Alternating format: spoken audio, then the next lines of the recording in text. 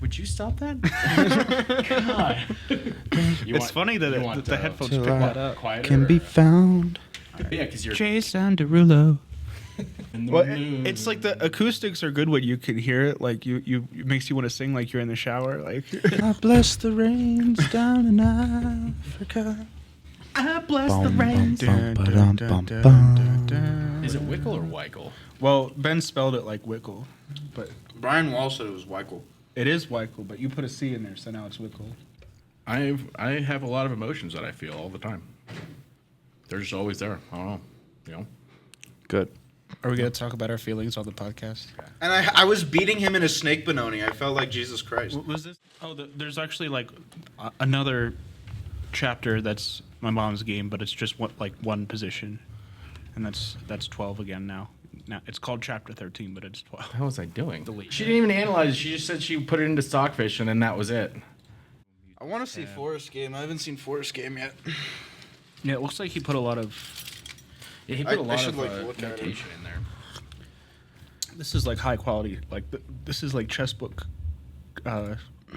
level quality from Forrest. And he drew with the black pieces. He's a legend. Bro, that camera angle sucks. I'm just saying. I always look at myself in this camera angle. I'm like, God, I look so fucking ugly. How did I lose my water again? So today I think we'll talk about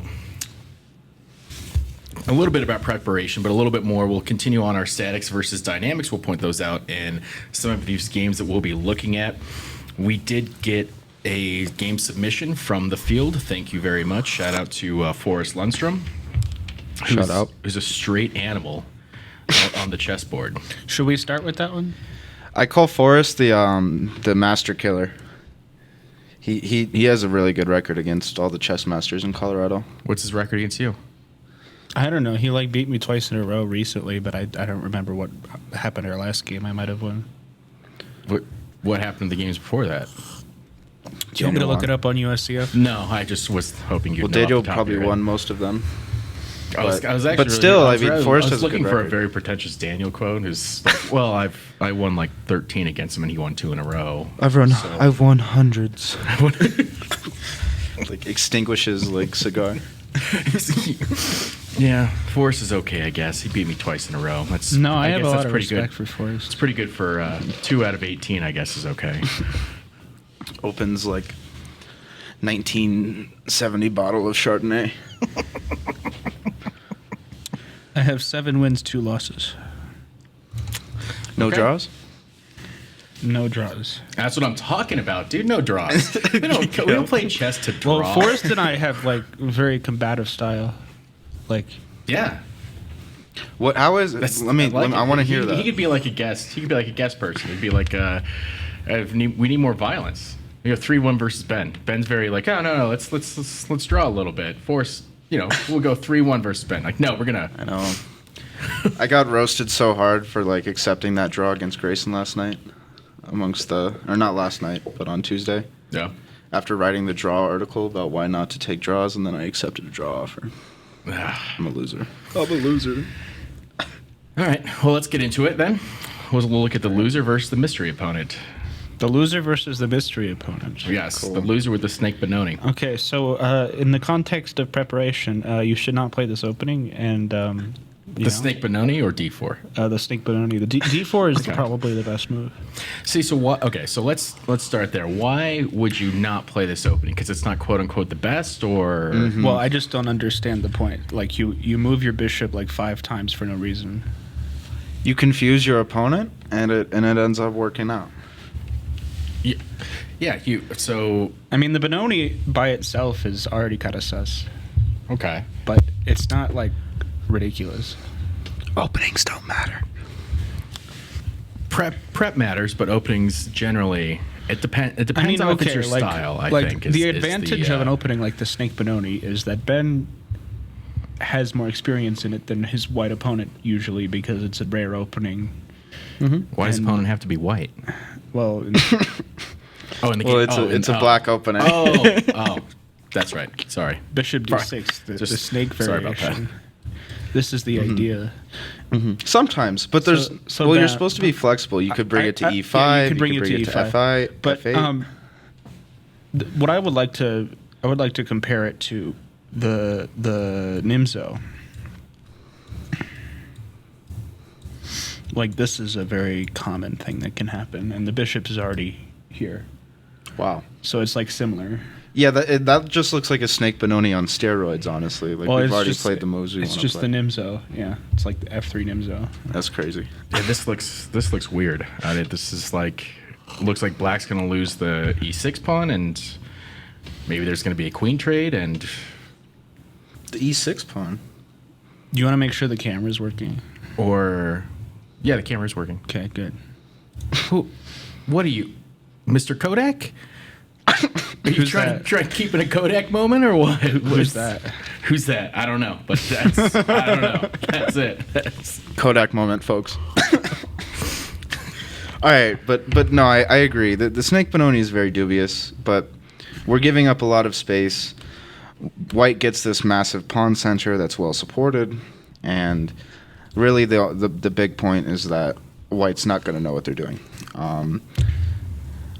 Which is something to talk about, right? Is we talk about preparation. Well, if you prep some, sideline thing, that's what you're going for. Is this sideline weird thing better than your opponent? But also, if that's your only opening, it can be like a targeted preparation. Like if I know that Ben always plays the Snake Benoni, then I can invest go the into hours it. before Okay. the game.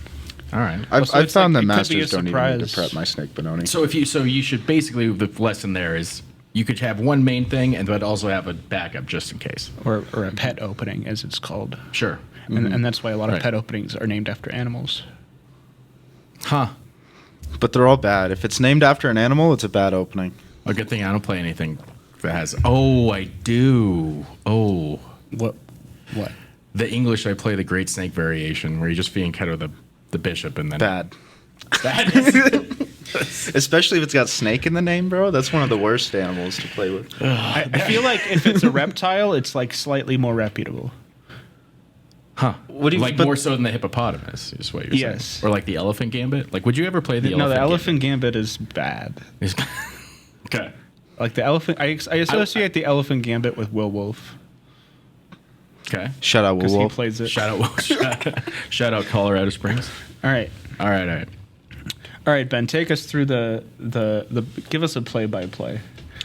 Bishop d6, initiating Snake Benoni. If you wanted to play a normal Benoni, you could play d6 and g6 and hopefully get your bishop on g4. We're not even in the and game. knight on This is d7. like, I think we're in a sideline here. What? Oh, I know, just- we no, were- sorry, we were just in the kidding. game. I don't Sorry, think you just were kidding. synced. It looked. We were in the game. No, I am. He just I thought just thought, he just thought the opening looked so bad that like this couldn't possibly be the actual game. Yeah, like bishop d6. Like you block the pawn, you block the bishop, which blocks the rook. Yeah, it's very, very. It looks funky, but the point is that the bishop can come to f8, it can come to e5, and you maintain your like solid kingside structure for any castle. You don't have to commit to any g6 things. Castles. My opponent is playing this, the most testing way, getting that pawn in the center, trying to get going a for a space pawn advantage and maintain the space advantage. And if white can maintain their space advantage without black breaking out in any kind of way, then white's going to just be crushing. That's what typically happens when I'm playing chess masters. with So the what Snake what is Benoni. it that black has that white doesn't have? That's a great question. I black- mean, I would a say lack of black's like space. slightly more developed.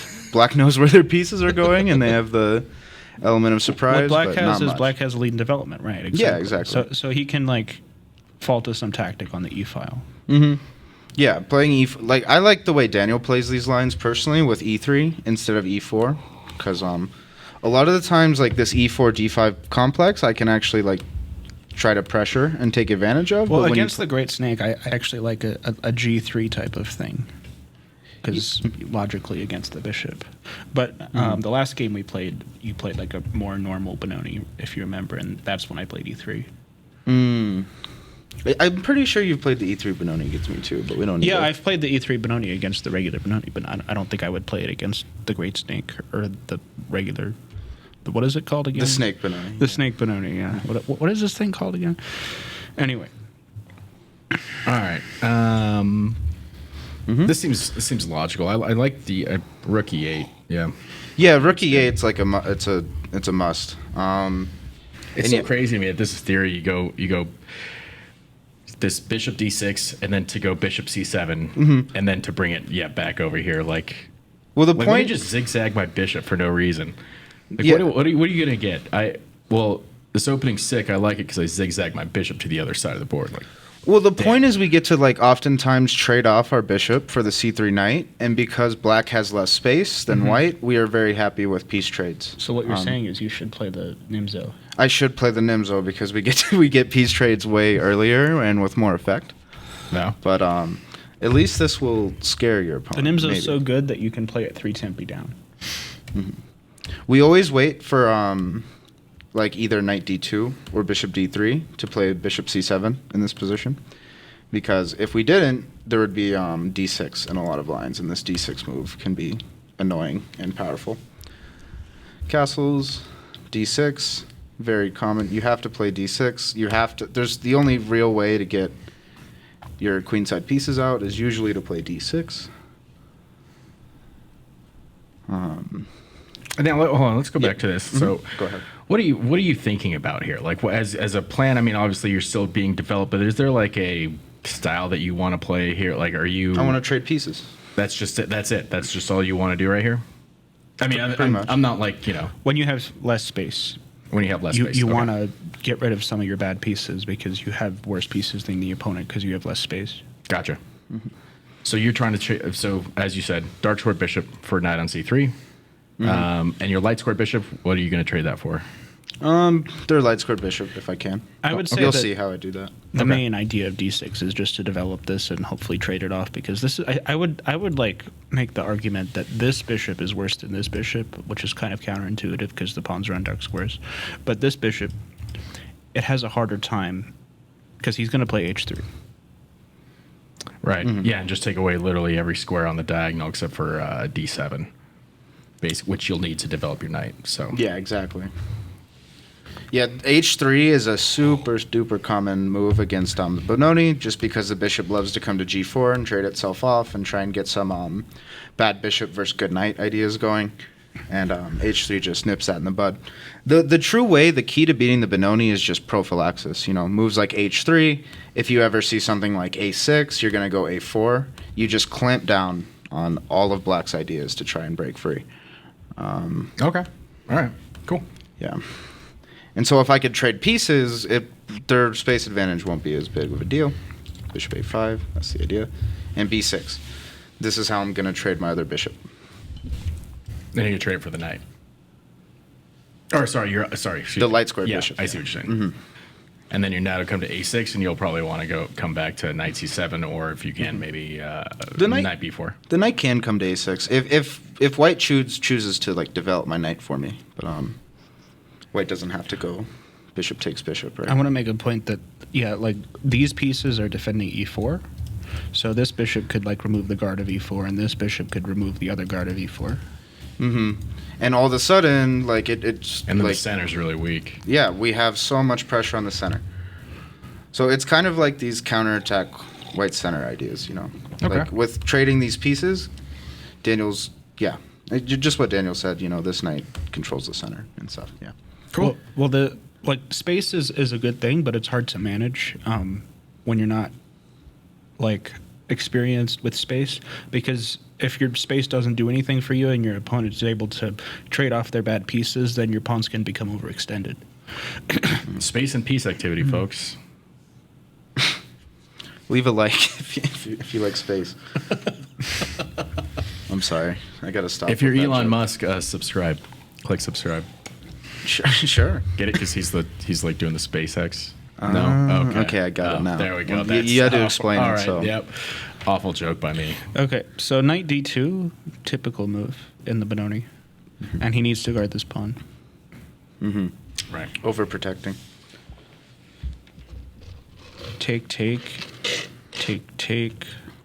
Knight bd7. Black's got all of his pieces out. Yep. This bishop still needs to find a home. I think black has a pretty decent version. Black got most of what they wanted out of this opening, thankfully, because my mystery opponent isn't very used to playing this line. They play the knight c3 stuff earlier, but I think black is close to equalizing, although I still like the center pawns. I mean, for as delayed as black was out of the opening, black is a fairly decent position right here. yeah, there's this nice e5 weakness, Right. and then instantly white starts overcommitting. White needed to play a little slower here, because Yeah, I was thinking about this and then this. correct. No, Daniel, you're such a chess master. Yeah, you have to play c4 because if you don't play c4, it allows black to play a very strong move themselves. As we talked about in the last episode, you oftentimes want to play the pawn moves your opponent wants to play themselves, and so like c4 was an idea for black, and also b5 was an idea for black, and c4 just stops both of those ideas, nips them in the bud, and that is the best move. And you're also making a diagonal for your bishop. Yeah, no, there's a lot of great things about c4, but black white definitely overcommits here. They play f4, and then all of a sudden black's getting a ton of play. b5 pawn sacrifice. Yeah, so Not really a pawn sacrifice, but it looks like it. and what is your, like, if you get another move here, what is your plan as black? The idea would be to play c4 and knight c5. Exactly. And really attack this overextended center of whites. Because white committed to f4, not only is this dark square diagonal weak towards the king, but also there's no longer a pawn that can defend the e-pawn. So f3 is obviously not an option anymore. Yeah, this is like just Yeah, we're hoping to get a lot of play on the dark square diagonal. That's an idea, but also c4, playing c4 ourselves, and then getting our knight to c5. right. Oh This yeah, is but like I mean, the besides ideal like spot. this pawn wedge too, or this pawn like triplet. I mean, there's so many different things you could do that are just all very, very nice. And the idea is, obviously, if somebody's watching and thinking this pawn is hung, it's not. This queen was being a useful defender of e4. So if queen takes b5, then we conveniently take this free pawn on e4, and And white's crumbling. yeah, exactly. I think most people would say this e4 pawn is much more valuable than black's b5 pawn. So Right.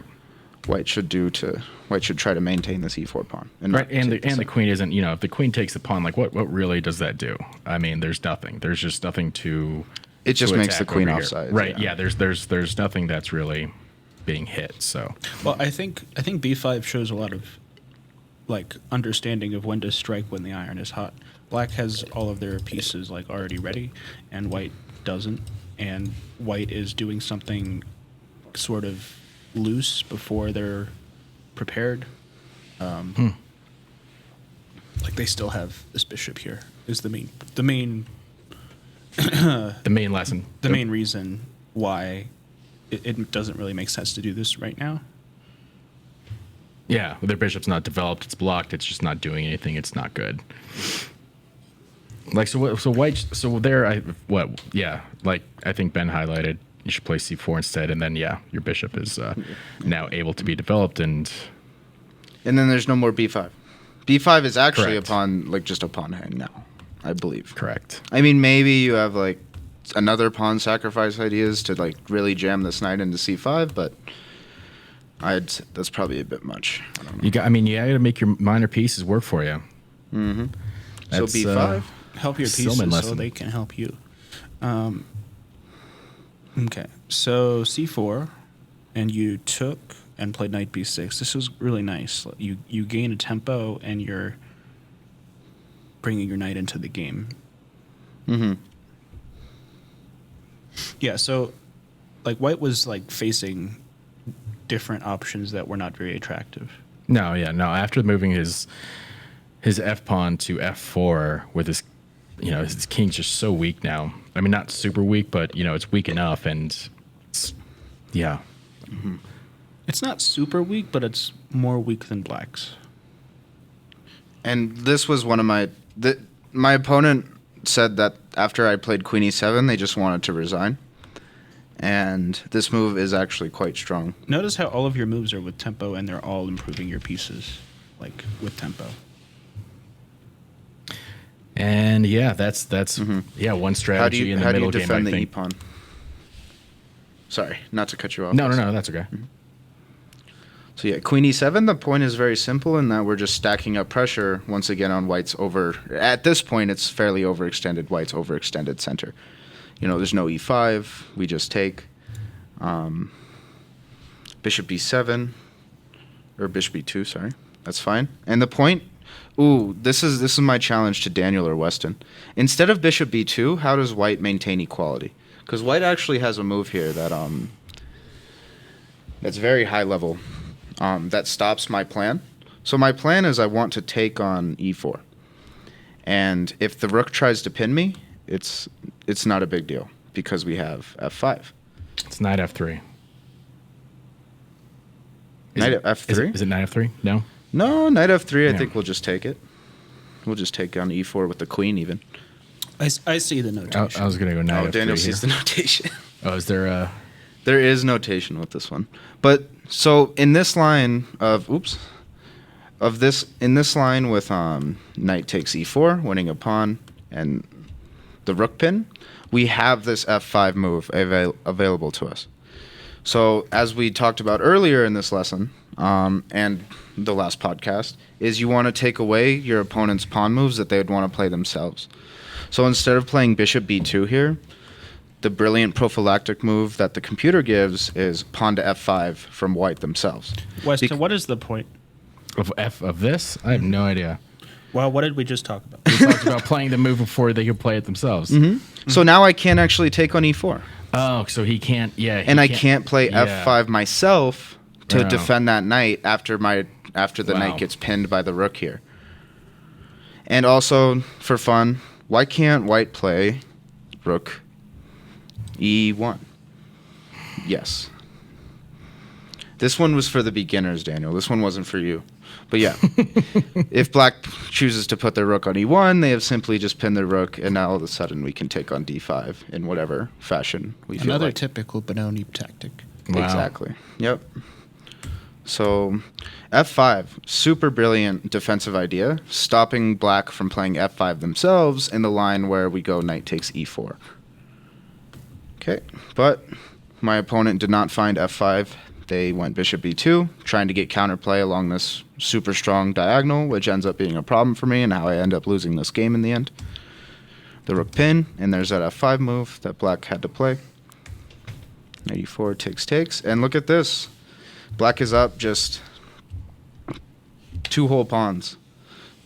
Black has 2 connected center pawns, and I still lost this game. Wow.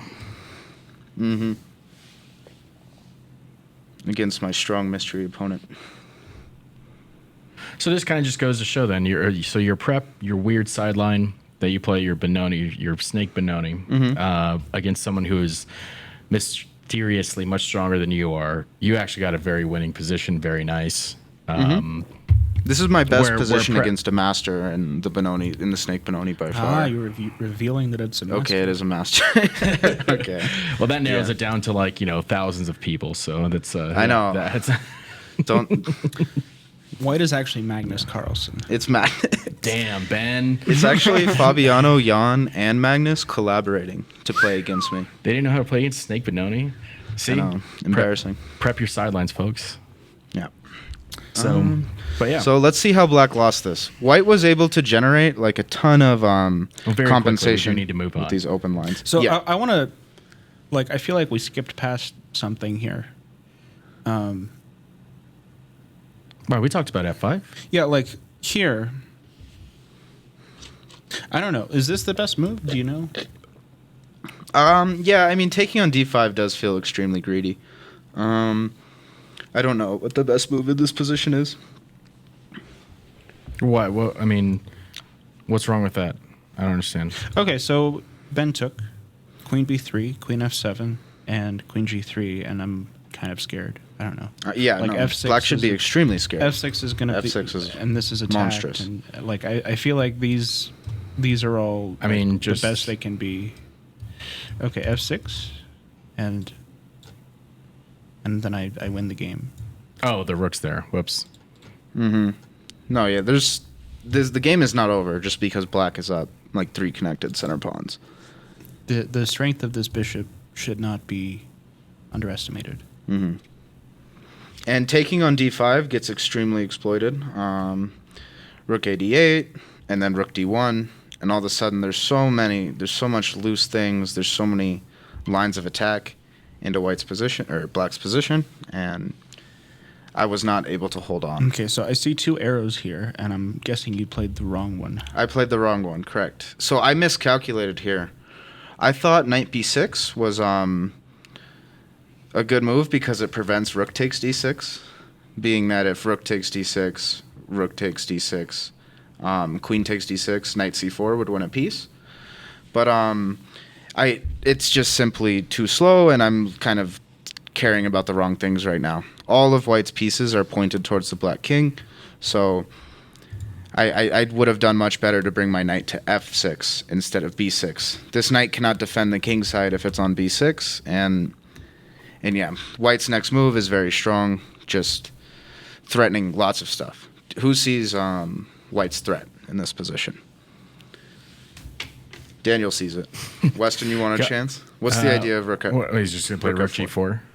No, not the next move. So that's one of the ideas, but there's a more serious threat. Mm-hmm. F6 still or what? No. That's also an idea, but it's F6 not, looks it's not good. a threat. Mm-hmm. So an immediate threat from white. No, don't see it. The idea is bishop takes g7, which I completely missed. If bishop takes g7, the idea is then you're going to slide over for rook g4. If queen takes g4, or g7 that is, right? And you see that? Yeah. And so this bishop's kind of immortal. You can't really take the bishop on g7, even though that ends up being best. And I just completely missed black's idea. So I played d5 and instantly blunderless. Okay, so Okay. yeah, so the only move is to prevent the thing. Yep. Rook g4. Or sorry. So Or you have prevent to it. you have to prevent it, and then who knows what's happening. Yeah. h5 is the only move here, I think. Wow. What a move. Mm-hmm. Yeah, super. I don't know. Like, I don't know who I would take here. God. And that was just it, basically. That's basically it. I tried to fight. but- That's a really nasty move. Yeah. If rook takes, then you get mated. So you have to go knight takes and stop defending your rook on d7. But after which, though, it's just queen versus knight and rook, and maybe there's this pawn, but there's not this pawn. There's not enough. God. Got to take here to not get checkmated. And yeah, my opponent slowly just took my pawns and converted the game. I was getting very low on time around this point as well, and yeah, things fell apart. I tried. If white didn't have the 2 pawns on the king side, like maybe black has a chance to hold this. A nice tactic here. Can't play queen takes because of the knight because fork. of that, but that's basically it. Even with like winning one of white's pawns, it wasn't enough. Yeah, this is a hard game for me to digest, like looking at it. Now, I mean digest like, I can't stomach it or whatever, but I think this also goes into preparation. ugly. Is ugly. When we talk about looking at Masters games, you should look at things that you like understand or that are relatively something that you can kind of get into. Something like this, Yes. I didn't see the idea. I looking at what Ben was doing was kind of foreign to me. They aren't necessarily moves that I would play. So it's not necessarily that it's not helpful, but if you're trying to model yourself after a player, you should really make sure that you can dig into like the ideas of the players' games that you're looking at. Yeah, and while sometimes you'll look at a master game and you just feel like it's over your head. Right. So you just look for a different master game. Well, I That's think what even someone like a player of your own level, like have completely different style than you, and you're just like, I would never play any of these moves. This is, So I think it's sometimes good to step out of your comfort zone in that way, though. So like it is. Yeah. Well, I don't disagree that it's comfortable to do that. It's just like you should, if you're really modeling yourself, you should look at someone who you understand or can actually like, oh, okay, I kind of get this first, and then go down the line. Agreed. You want to step out of your comfort zone, but you don't want to do it too quickly Right. or too much of a difference. Right. We should look at Let's Forrest. look game. at let's Forrest go to game. Forrest game next. We shouted him out at the start of this, so it'd be funny to not Okay, all right. So we look at it. Forrest played the highest rated, like very active player, or like sort of active. He's not like very active, but he's like 2350 USCF and Extremely strong player. and what? So he's the highest rated player in Colorado, right? no, I mean he's the highest rated that plays in Colorado, I would say. Who's the highest rated in within Colorado? the last year? I am Michael Muliar. Ben knows him. Oh, okay. He lives in Colorado. He doesn't really play in Colorado. Yeah, he doesn't play much. He coaches with Jesse Cohen, and that's how I met him. see. But I mean, Sullivan's basically like one of the best in the state, though. Right. Top 3 player at least, top 2 player. All right, so let's look at the animal versus Sullivan. Okay, so we have quite a long preface there. He spilled hot tea on himself before the game. And that can really really complicate things for you. I mean, coming into a game, you want to be a little bit more focused. You want to at least not have hot tea on yourself, especially if it's not. And you don't want a scalding. Well, you don't want a scalding body. Yep. It's all right. So let's get That's into good it. So, preparation. Okay, knight c3 is sort of a weird move for me, but it's the second most popular in the Masters database. And then g6 makes sense. And then so I was sitting next to this game, and I was like wondering why you can't take. Like, seems like a bishop to me, Agreed.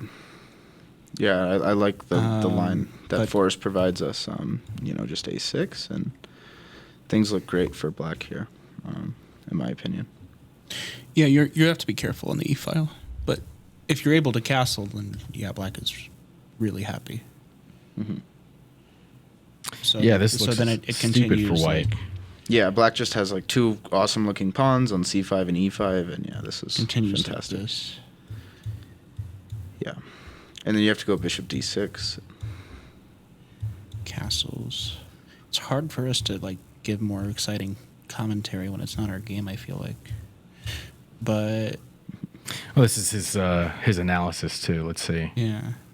The more complicated sideline. I mean, black has the kind of open bishops here, pressure on this pawn, and white. It seems like white doesn't have a whole lot right now, except for this pawn. Black's ahead in development. White has an extra pawn. That's what I would say. I don't know. Yeah, really. Yeah, But there's like queen d4 on the horizon. Like there's ideas. Yeah, d3 and like, how does black prove enough comp is my question. Can't we go queen d4 and then like material equality at least?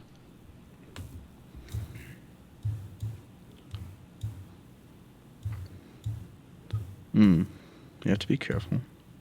I don't know. It's complicated. Oh, It is complicated. Yeah, all of a sudden white's getting something.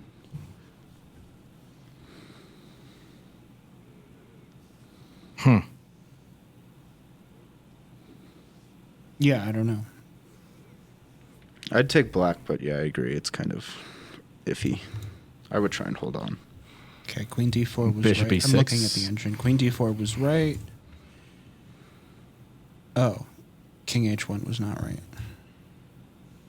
And then, bishop g4 I missed. Okay, so like our feeling is right. Black has activity. Okay, this is not what the players went into. G6. G6 is also logical. Piling up on e5, and it's sure to be a good diagonal. Black has great control of the dark squares in the center of the board, so G6 looks attractive. Yeah, go ahead. I think especially because white has already committed a pawn to e5, G6 is even greater. Because sometimes You have to be careful with playing G6 because it runs into D4 ideas with like a queen potentially swinging in and taking advantage of these dark squares. But with the pawn already on E5, I think this makes a ton of sense as well. Yeah, I think the question is this a strength or a weakness? Mm-hmm. And maybe it's both. What, the pawn? Yeah. It looks like black has been 'Cause able it to depends on- develop Depends on around what it, you want to right? like turn it into. It could be a cramping thing, but it can also be just a weakness. Like, can be both. It feels like because our like F6 knight or the G knight is not on G8 still. It feels like this could become more of a weakness than a strength, in my opinion. Because it's not really cramping the G8 knight, but I don't know. I mean, it's something to play around, though. It's something to play around, something like a plan to play for. And I feel like black is now. I mean, maybe they're not fianchettoing their bishop because the pawn's on E6, or E5, excuse me. But did it influence their decision? I mean, maybe. So you're kind of getting black to do maybe something that they're not comfortable with. Okay. So 96. My instant, 96 versus B6, I don't know. I was gonna say my instant reaction was to play B6 here, but Is he trying to go 96 to eventually play knight d4? that looks nice. Well, Yeah. well, the C pawn is under Like attack. maybe he wants you to know. play both, so it's just a matter of which one he does first. Right. Maybe. Okay, 96. D3 wants to develop Castles. castles. Yep. Bishop D2 developing, and like this can be an idea, and like this can be an idea. Logical. And now b6.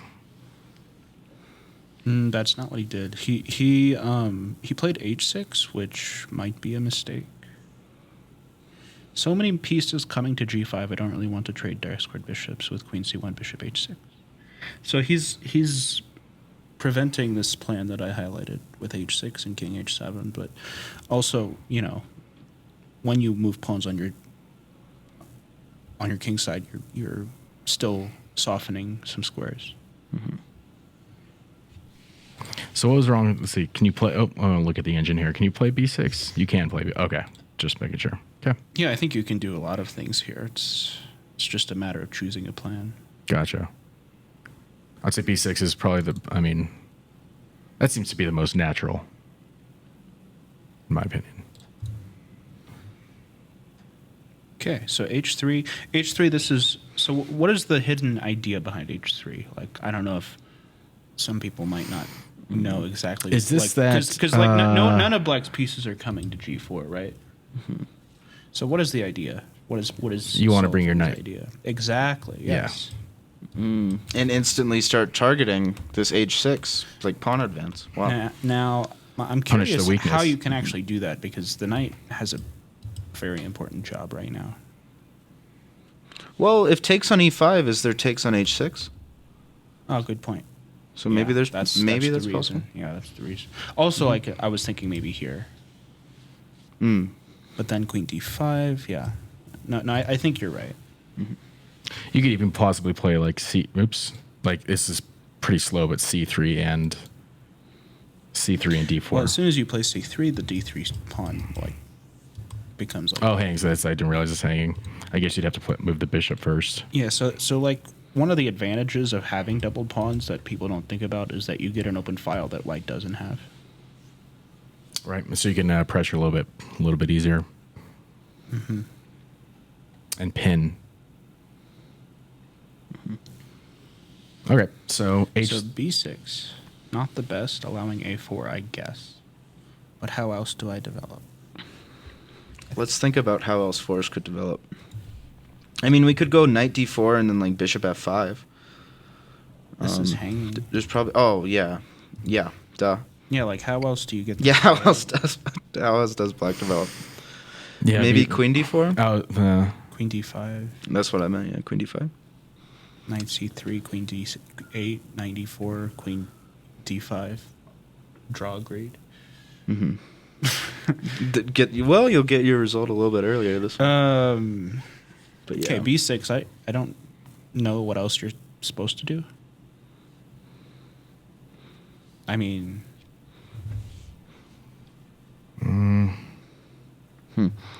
Looking at Okay, the so Masters database, we're A4. actually still in theory here, which So- is insane. well, one game went this way. 2 games. Well, after B6, there's Okay, 2 games yeah. where white won both after B6, which is quite So- interesting. Yeah, so Forrest, by his annotations, is indicating that he was disturbed by A4. Why? Well, A5. And you want to separate this pawn from this pawn and make it a weakness. Like, you want to induce B5, and then this pawn becomes a weakness. Well, just ignore it. How? Look, he plays A5, and then you play B5, and then you can play like A6 or something, and you just ignore it. And then this pawn becomes a weakness. That's my point. That's my only point. Well, you don't have to be scared of A4. It's not a scary move. That's just what I'm saying. You don't have to be scared of A4. Well, Okay, so yeah, I think Forrest, Agree to like, disagree. I think this is a mistake. Like, I don't like A5. I would allow A5. I would play, I don't know. you some could play move. Bishop B7. Some move. It looks dumb, but like, it's a move. I don't know. What would I play? Where can this bishop is bad? I like Weston's idea of ignoring it, Can I but do B5 this? is not ignoring it. Can I do this? Like, I want to actually ignore it. and then Well, like I mean, this? like if he were to play A5, you play B5. No, yeah, B5's not ignoring it. That's like trying to parry I the threat. guess Ignoring it would be to do something on the other side of the board, like for, I don't know. Let's say like, you know what I mean? Like B5 is like a reaction, right? Right. Okay. So give me a move that black plays right now. Just any move. Okay. And now A5. A5. So ignoring it would be to do like something else, like go Queen D5 or something. B5 Well, I is guess like you do have acknowledging. Queen B6. Like, why would you? yeah, but I don't structurally, understand you why never want to play Queen B6 because then these become Isolanis. Well, my point was that if takes, we allow this. Like this would be ignoring it. And you just get the file, or you. Okay, but White's you never get this going to tension. release the tension, Yeah, white won't release the tension exactly. and your bishop is like in the way of your business. So how come you? Why couldn't you play like B5 here?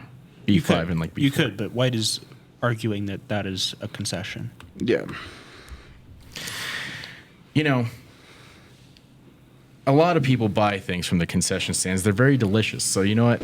White saying that a concession, I mean, that's a concession. Well, you know, that means it's going to be delicious for me and bad for him. So you know what? I'm taking that. B5. No, it means that you. That's like, what I'm doing. He's stealing like a street taco from you, Who's stealing a street taco from me? like White is making you play B5, which is like he's stealing a taco from you. Let me see. Weston lost his taco. B5. It's on there. You can play B5. Okay, That's- I yeah. mean, like what? First of all, it's on there. Like it's Yeah. in the top 5. It's in the top 5. Top 5. Okay, Top 5. That's your About the criteria for like a move you want to play. That is top 5. Top 5. Okay. Oh, I just clicked. I don't know where we're at. Bro clicked. Sorry. That was. See, he ends up playing A5. So Well, I think A5 is also a concession. Like now your pawn structure is so rigid. Like I like it personally, but I don't. think But I'm it's- sure I think the pawn mine would structure is get like fine. torn apart. Like, so what is White's plan to like mess this up? Right. Like B4 well, here. you'll You just take. see. I mean, I saw the game, but Fair. You'll yeah, see. we'll see how it happens. All right, Forrest. I like A5 Forrest. I would not play A5. I would play knight D4, and then after A5, I would play rook B8. And then White would argue that they have the A file, and I will argue that my structure is not as compromised as it was in the game. I like this. And this bishop is still struggling for a life purpose. So okay. So what if you played that? No, or that's or played that? such a bad. Like you never want to allow this structure. Like you're. No. This is so bad. It's a Okay. field day. A knight on C4 would look awesome. Oh, C3 is hanging too, or C5 is also hanging. That's like the dream Rossalimo. Like that's exactly what White wants. Gotcha. Okay. Okay, so A5. it's a concession, but I don't know how much of a concession. Forrest drew the game. The bishop Forrest can come to was, a6. Forrest was better later. So knight g3. Knight g3. The point is he wants h4, h5. Maybe that's the point. This was my chance to break down the e5 pawn or gain kingside space with f5/f6. I was looking at these lines a lot, but I always have trouble justifying the e-file weaknesses, especially when his rook is always already lined up on e-file. Okay, knight d4. I think that's a perfectly logical move. Rook e4, rook lift. Interesting to me, surprising. CPU says it's good, but it seems to me that you can't waste any time put tempos as white, or the strangely placed rook will be a problem if I can open up the board for the bishops. Okay. Yeah, that's... What's up, Weston? No, I was just looking. It looks like a bend a gear move, really, like this rook e4 thing. Like, trying to, be, way too aggressive for no reason. Okay, so so just at the completely wrong time. Yeah, I don't mind rook e4. I was trying to figure out what the best move for Forrest would be after that. I don't... Okay, I agree, a bishop move, but yeah. So he says bishop e6 is too slow and that he should play f5. Apparently that's what the computer wants him to play. I thought f5 looked interesting, but I knew I would get a lot of hate from it because of the gigantic light square diagonal that the king is now on. Now does white have a light squared bishop, Weston? Well, no, but that's what I was going to say. That's how I was going to justify. Well, that's a good one. playing That's good. F5, Then but that's good justification. it also felt like crap because the knights are here in front of the king, and it's like, it's still not right. It's not 100% safe, I guess, is what I was gonna go with that. And we just saw a game where, we did just see a game where a master played f5 and he didn't get burned for it, but it was dangerous. So okay, so c4, I think that's a very good move. Like, you're limiting the bishop some more, but you have to be very mindful that you're weakening this square, and this is a backward pawn now. Yeah, And could we not take on f3 and just try and pile up on Wait, does taking on f3 just work right now? Queen takes. Oh, sorry, I forget the pawns on c4. For some reason, I thought we were playing bishop d4, or bishop d5. Yeah, queen takes. Yeah, that's the other point, is you control the d5 square. And yeah, that's the nice. bishop just looks like it's in jail right now. Yeah, could we go this and just pile up? Yeah, White's whole concept is to, when you give up the bishop pair that early, like in the Raw Salimo, a lot of times your strategy is limiting the unopposed bishop. It's decent. Seems like a decent strategy. All right, how are we refuting my idea? That's what I would do against Daniel if I ever played. You want to play? Is this what happened? This is what happened. This is what happened. This is in the game. So rook a7. I'll play Forrest's move. I like Forrest's move more. And then rook a3. That's Sullivan's move. And then, that's how you defend it. Yeah. So this is what I was alluding to earlier. The rook on b3 is pretty annoying. Wow. Rook a3 is a very impressive move that does everything, but it's not one of those moves that comes to, at least to my mind, instantly. It looks kind of awkward to do that, but it makes a lot of sense. Okay, so why didn't Forrest play rook d7? That would be my instinct. He played queen d7. He wants to get this rook in the game. I like rook d7 more. Because we kind of have a dream of playing rook d4, and after rook takes d4, queen takes d4, we can maybe take on c4. I know that's a lot of moves, but it looks like black's getting their pieces Ben, active. I don't know how to understand notation. Can you go through that slowly for me? Yeah, sorry. After rook d7, my dream was to play... Bro needs a mouse. I know I should get a mouse. If you think Ben needs a mouse, subscribe, please. Sponsor us. Can you sponsor us so Ben gets a mouse? Yeah, my dream was to, let's say, black or white wastes a move. I was ideally hoping to get a rook here, and then we have ideas of taking on c4 and such, and that looks okay for black. But white's gonna have moves to defend this idea. But I like rook d7 more than queen d7, that's for sure. Like rook d7 justifies the rook a7 maneuver, right? Yeah, that was my thinking. Yeah. Queen d7,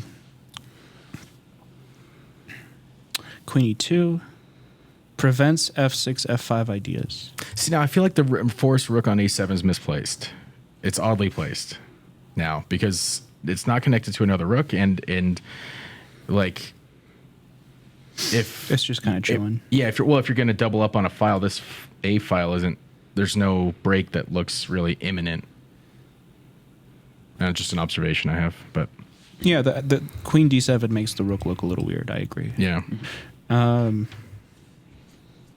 Like I think, going back to like here, I think like queen d7 here maybe, and I don't know if this is a threat. This bishop f. That's a very Caro-Kann move, Weston. Bishop f5 here. That's a very Caro-Kann move. And yeah, trying to do this, you move your king out of the way, you move the rook over here, and you kind of just put your king in the corner and Oh wow! And attack down the g file. Very interesting. try Yeah, something I'm a like little that. scared about bishop f5 idea because the rook is going there, and I don't know, it looks scary. Like I'll take, and then I'll put my rook on h4, and how do you defend this? You gotta have be a to little go, like, scared sometimes. King h7. Play scared. And then I can like. If every move you're playing isn't making you like poop your pants, like you're even playing chess, like Exactly. That's. I mean, I never have that feeling. I feel like you always have that feeling. if you watch me play, it would look like it. It does. I need to get a video of that leg shaking. Okay. Like put a clip of it on here. So, rook h4. I thought this was really restricting the rook. This was my first time pressure move, walking into knight takes h5. However, white has to see bishop h6, temporarily hanging the bishop. So apparently knight takes h5 is like a good move that Sylvan didn't play.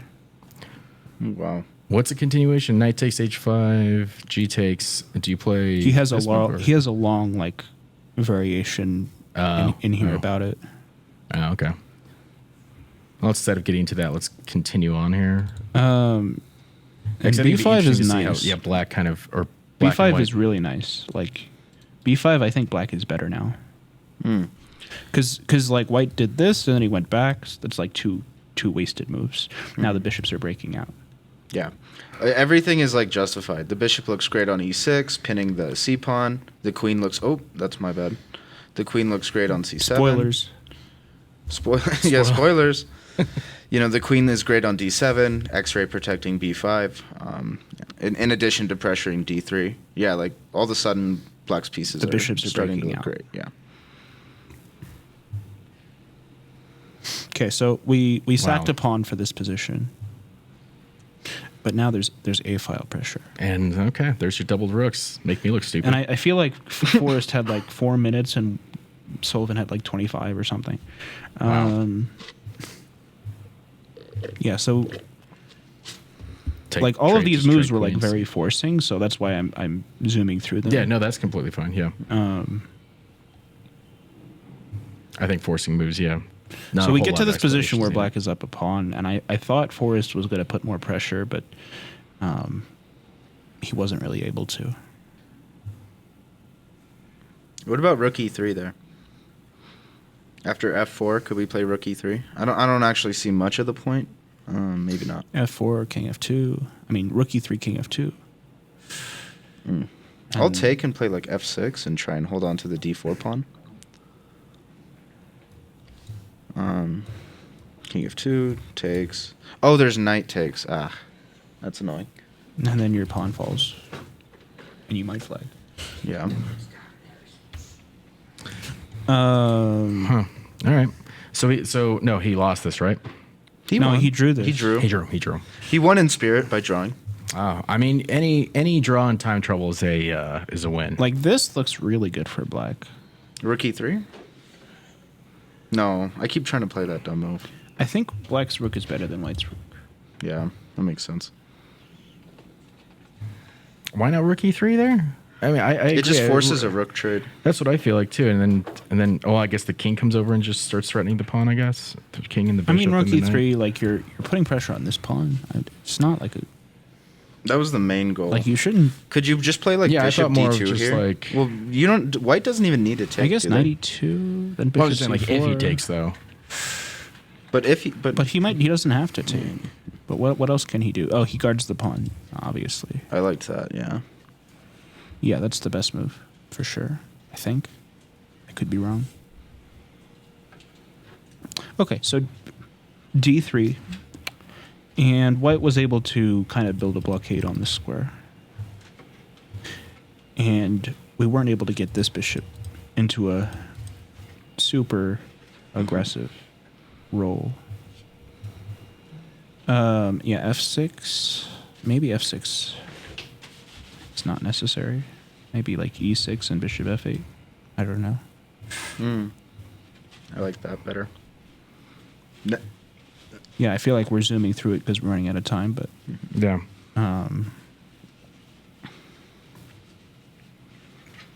yeah, this is still not fun for white. G4 is now a problem, and how do you stop it?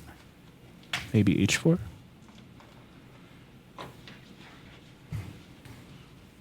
Man. Yeah, because he can't. Well, yeah. But how do you actually like make progress As white? as Or black? Is h4 the best move? Yeah. Okay, it says black's winning after h4. Okay, so g5, and maybe that's where it throws it around, or throws it away.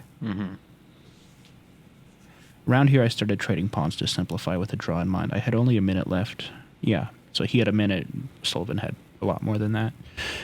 This is objectively a terrible move. I thought it might pin the white king and creating some tactics against it. I also started to be unsure if I could play this for a win, especially with so little time. Yeah, makes sense. Yeah, so g5, he's trying to get it closer to something he can hold with no time. Makes sense. Forces pawn trades, which is probably better for white, but if you're trying to draw the like strongest player in the state right now, then maybe it's an okay plan.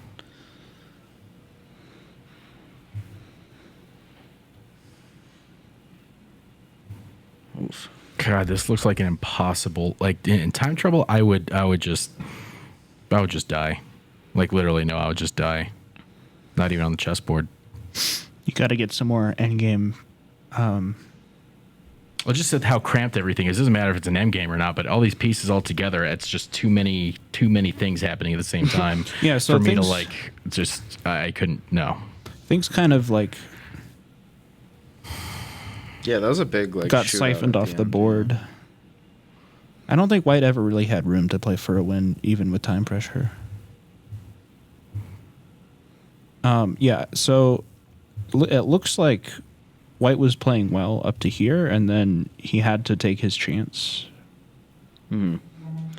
Let's look at the knight h5 line, because this was an interesting idea that apparently Sullivan missed, which is shocking. So knight h5 takes. Oh, queen h5 I would is the say idea. queen. This looks. Yeah, and bishop h6 looks very scary. Yeah, no, that's extremely scary. So how do you... Bishop f5, guards h7. Oh, it says black is better? Wait, so queen h5 was not the move. Bishop h6? Yeah, I'm never playing that. Bishop h6 is the best move, and it's equal. And then bishop g4 is the best move. Yeah, so this is... Oh my god. Wait, let's go deeper into this. Bishop h6. And you keep the and pawn then there the to queen protect. takes. Oh wow! And then you're gaining tempi. The And point then is that you gain d4. tempi. Yeah, it's bringing the other rook over. d4 is insane. That's the whole point. That's disgusting. Wow. I see why Sullivan didn't see this, even though he's like 2,600 in puzzles. This is quite a... Starting from knight h5, this whole variation is a bit ridiculous. Yeah. First you have to see knight h5, and then you have to see bishop h6, and then you have to see d4 if you want the best out of this, which is a bit much. Bishop h6 is the, yeah, that's super hard, and then it's black. I mean, seeing this is all Just like, another good piece Lord, sacrifice. dude. Just Yeah, two pieces, and then black has And to now do black is bishop better. G4. Oh if you, my if you God. Take, you have to do this, threatening this, and then bishop f5, and then like, and then yeah, okay, I don't know what's happening. This is too difficult. Okay, so like I feel like white was like slightly better, but then they lost the plot somewhere. Like, I guess having played rook h4, you have to continue being aggressive. Like, if you don't play knight takes h5, do you have something a little more practical? It's like, what's the point of rook h4? f4 maybe. Then there's just this, yeah. Bishop e3 and then f4 maybe. But then this is hanging. Bishop c1 and then f4 maybe. Is bishop h6 Yeah, the maybe only move bishop in that c1. line? Bishop c1 with the idea of f4. God. Yeah, that bishop h6 move is that's impossible. It's attacking chess right there, folks. Yeah, it is. Bishop h6, and then you win the brilliancy prize. Yeah. Okay. Oh, now that all our minds are blown, awesome. Man. Do we have time for one more? You want to call it there? No, let's call it there. I think my brain's about fried on those two games. That was a lot. I also don't look at Masters games quite this in depth. So watching a game again with Ben versus a mystery master, the mystery MM, we'll call him Eminem. Eminem, yeah, sure. Ben versus Eminem, and Forrest doing his best against Sullivan here. That was.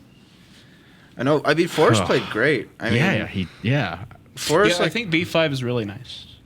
Yeah, no, like, because what else does black do, right? You have to break out in some way, and it doesn't seem like that's happening on the king side. Yeah, b5 was like water in the desert. Yeah. Because, like, did Forrest even make any mistakes? Like maybe a5 is a bit much, but, like... I think Forrest made inaccuracies.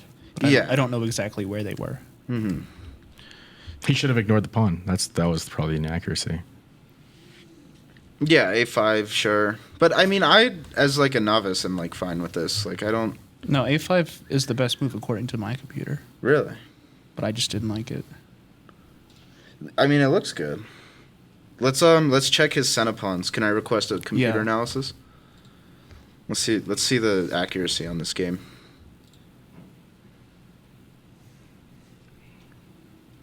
Loading. Loading. I'm waiting for another, like, rat to go in the ceiling. I missed that. We've had some experiences doing the podcast.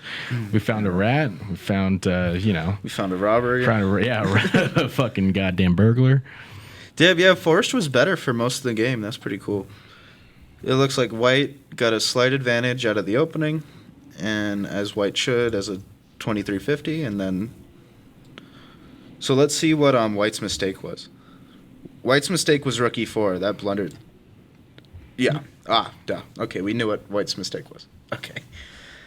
Well, just thanks for confirming it, Stockfish. Well, I mean, you put your rook on h4, and then you go back. Yeah. Goodbye to Tempe. See, that's kind of stuff that happens to me in my games where my opponent just does nothing, and I'm like, no, I'm trying to do something, and they just move something like that, a rook back and forth. I'm like, would you stop? Do something else, because the position hasn't changed. I'm trying to do something, and then just don't, and I don't know how to. Well, you have to play a move like b5, which changes up the position, which like takes advantage of your slowness. Got to play a poopy pants move, is what you're saying. A poop of pants move. A poop pants. This big poop pants move. Yep. Got it. All right, Title of the video. On that note, Good shit. Thank you for watching. We'll see you later. Oh, and email us. Yeah, email us. What's the email? yeah, Say the email. send your games in to be mhchess5280@gmail.com. send your games in to be analyzed. And We were nice to Forrest this time, we were. but we're coming for you. Yeah, this was a practice game. This is a warm-up game review. So, but if you do have ideas that you think are bad or whatever, if you have like important notes like that during the game, be sure to put them in. Forrest had a lot of notation. Please don't put that much because we have a lot. We have a lot to digest anyways, and we tend to run short on time. But I like the adaptations. I was thinking, I had an idea. We should get like an AI voice to like read that shit off, like some kind of dumb AI voice, or let's have Obama like read Forrest like annotations. No. Okay, Shirley's gonna read for us next time. Okay, never mind. Bad idea, folks. Bad idea. All right. Well, we're all gonna go play the tournament now. Thank you and good night.